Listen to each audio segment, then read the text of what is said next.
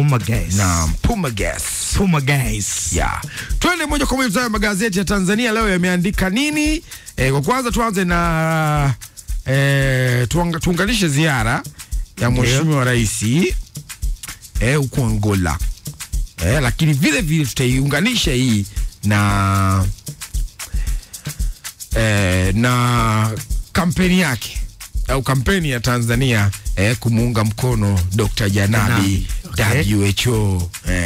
Sasa tuanze moja kwa moja na gazeti la kwanza ambalo tuanze nalo hapa ni gazeti Wamachinga. Wamachinga sauti ya wanyonge, ukurasa wa mbele wameweka habari hapa, wanasema kuna habari picha hapa ambayo inamuonyesha Rais Dr. Samia Suluhu Hassan akiwa kwenye mazungumzo na waziri wa mambo ya nje wa Angola, Mheshimiwa Tete Antonio, baada ya kuwasili katika uwanja wa ndege wa kimataifa wa Nne de Felvero Luanda kwa ajili ya ziara ya serikali ya siku 3 nchini Angola. Mheshimiwa Rais yuko Angola.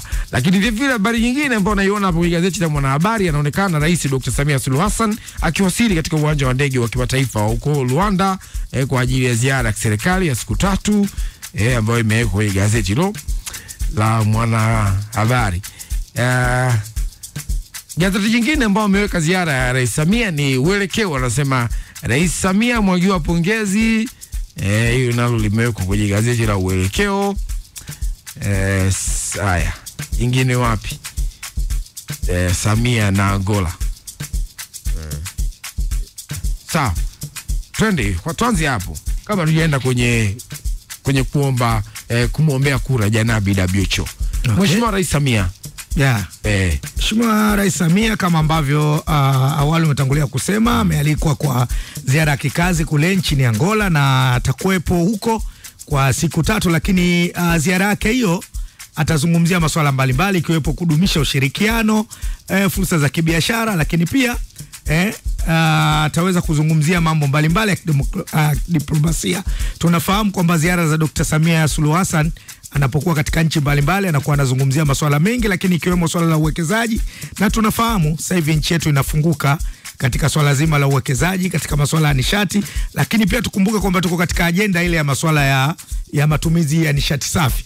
Naamini itakuwa ni moja ya topic ambayo Mheshimiwa Rais lazima taizungumza na kuona ni namna gani tunaweza kuweza kushirikiana katika swala zima la masuala ya nishati na uwekezaji pia. Tunafahamu kwamba nchi yetu inakaribisha wawekezaji, inatengeneza miundombinu bora ya kuweza kufungua milango ya ajira kwa taifa letu. Kwa naamini ni ziara siku 3 ambayo itakuwa na mafanikio, lakini pia Rais naamini atafanya jambo. Sawa. Lakini vile vile katika ziara hii Mheshimiwa Rais amealikwa na Spika wa Bunge la Angola Carolina Sequeira, na anatajwa kwamba atalihutubia bunge lakini akitajwa kwamba ni mwanamke wa kwanza kutoka barani Afrika kuhutubia bunge hilo. Ile unaonaje kwa Rais Samia?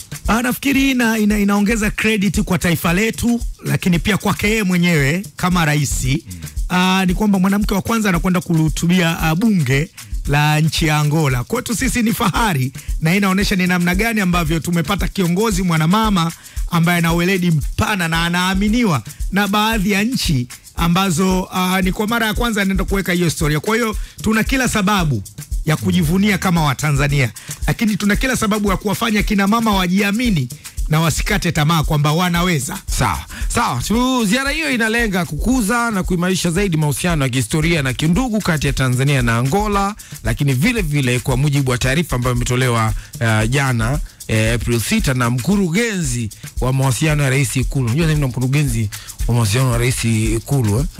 Bi Sharifa Nyanga. Ndo mwenye taarifa zote. Ndo mkurugenzi wa mawasiliano. Hakuna mwingine. Sharifa Nyanga.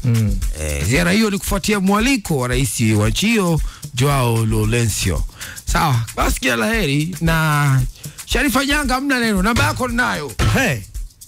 Sawa. Tutawasiliana.